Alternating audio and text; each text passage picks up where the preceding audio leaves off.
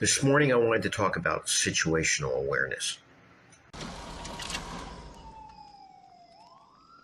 For a second, I thought I was dead. But when I heard all the noise, I knew they were cops. Only cops talk that way. Don't fucking move. If they had been wise guys, I wouldn't have heard a thing. I would have been dead.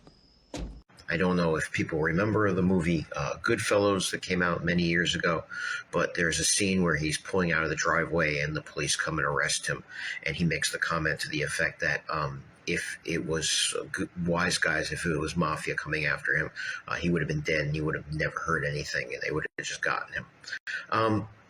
I bring this up because I was talking about knife defense, situational awareness, and I was talking about the fact that your lifestyle has a lot to do with your relative danger. If you're a professional criminal, if you're in organized crime, there could be people that just want to kill you, and unfortunately, probably wouldn't be that hard to just kill you. I mean, if they know your patterns, they could walk up and shoot you in the head or stick a knife in between your ribs. This is also a reason why we have these rules about, avoiding situations that also complicate our lives, create the potential for danger, and also create the potential for liability.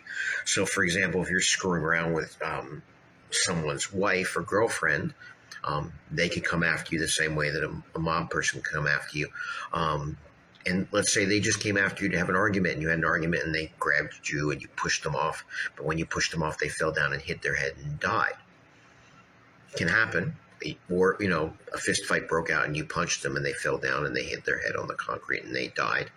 So what's your liability? I mean, a good defense lawyer would probably say that, you didn't intend it, but a good prosecuting attorney would say that your actions create culpability for you. And again, if someone dies, even if it's not intentional, I'm not a lawyer, but I'm assuming that, you could end up going up for manslaughter.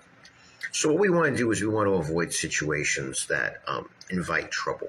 Dealing with drug dealers, dealing with situations where everyone is inebriated and fights can break out, dealing with people's other significant others. Certainly if you're in any kind of organized crime, you're inviting it. So assuming you're a normal human being, not every criminal wants to hurt you, wants to kill you. And not every criminal is carrying weapons, but we definitely have to keep that awareness. But usually what happens is, like I said, you have to have a certain amount of situational awareness. And I tell people, an argument breaks out, for example, in a bar, the first thing you want to do is create a little bit of distance, put your hands up, and say, I don't want any problems. Have your hands up. It's for your culpable deniability. Also, I say, don't put your fists up in a fighting stance. Put your open hands up and say, I don't want a problem, even though it is kind of a fighting stance.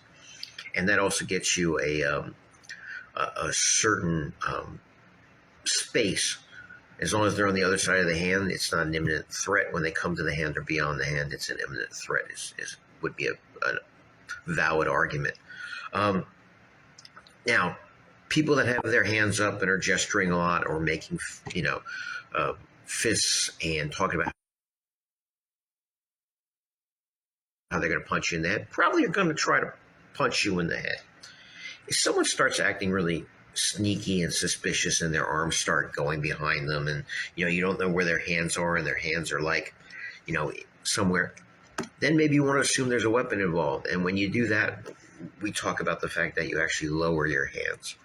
And that's because the two most common, most dangerous ways that you'd be attacked with a knife, you want to have your hands down. I'm not going to demonstrate this in this video.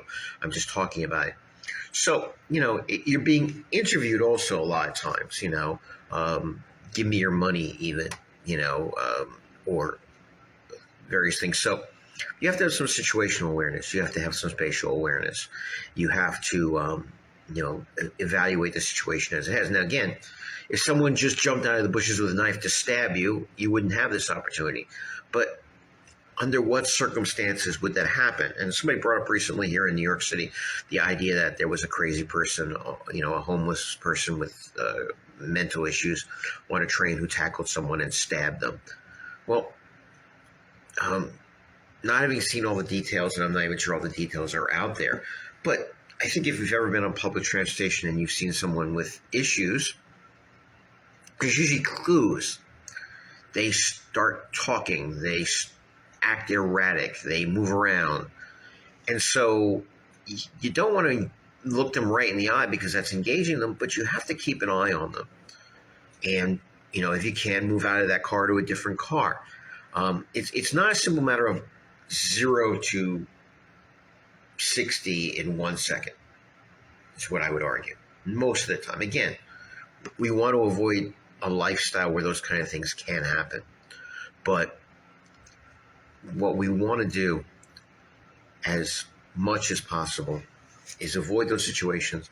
And then when something happens, we would have a situational awareness, which would give us a better idea of how we're going to defend ourselves, and gauge whether it's an annoying situation, a very serious situation, or a life-threatening situation.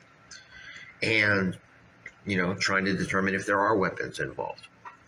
Now, I brought this up also ironically because I started talking about it at the end of what we call a Sanda or Muay Thai session.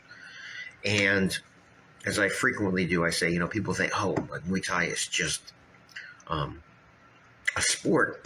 It's not fighting in the street. Well, as I've said again, millions and millions of times, doing basic kickboxing, whether you want to call it Muay Thai, Sanda, Sancho, Savate drill, whatever you want to call it, you are getting your body used to impact. Your body impact from striking, getting your hands used to hitting things, getting your legs used to hitting things. You're getting used to the impact of being hit. You are inducing adrenaline and thus having to confront adrenaline response. And even though you can do some nice, very safe drills, basic jab, cross hook, jab, round kick, jab, cross body hook, jab, cross, drills. These things do have a relationship, and I would argue even a direct relationship to quote-unquote self-defense. It's not that simple, and I talk about it in my program, for example, we have a quote-unquote Kung Fu class, and sometimes, I use quote-unquote because to me it's all the same thing. Everything is part of the larger whole. But in our Kung Fu class, for example, we'll have somebody just stand there with their hand out and we'll do like guac. And it's the kind of thing that probably we wouldn't want to do full speed, certainly not bare knuckle, and even with gloves. So you drill it static in a traditional environment. But to make it real, you have to know what a jab looks like. You have to be used to that speed. You have to be used to that angles. And so doing boxing drills with jabs gets you there. You could have traditional training. And traditional training conceptually also gives us a lot of things for like power generation, body awareness, spatial awareness, the geometry of fighting, the footwork, the angles, and things like that. But then you need to put on some equipment and bang each other around them if it's just in a quote-unquote kickboxing environment in order to get used to the attributes of these things.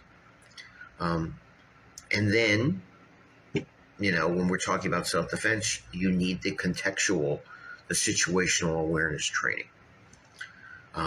If you don't have all these things, then you don't have a complete martial arts education, is what I would argue. And unfortunately, I think nowadays that's what's happened. I mean, in every school and in every corner of the martial arts industry, whether it's the quote-unquote traditional or the Brazilian Jiu-Jitsu or the Muay Thai schools, and it seems like this happens from time to time. Comes in cycles where martial arts breaks apart and then comes back together and then breaks apart and comes back together. But for your own practice, these are some concepts to consider.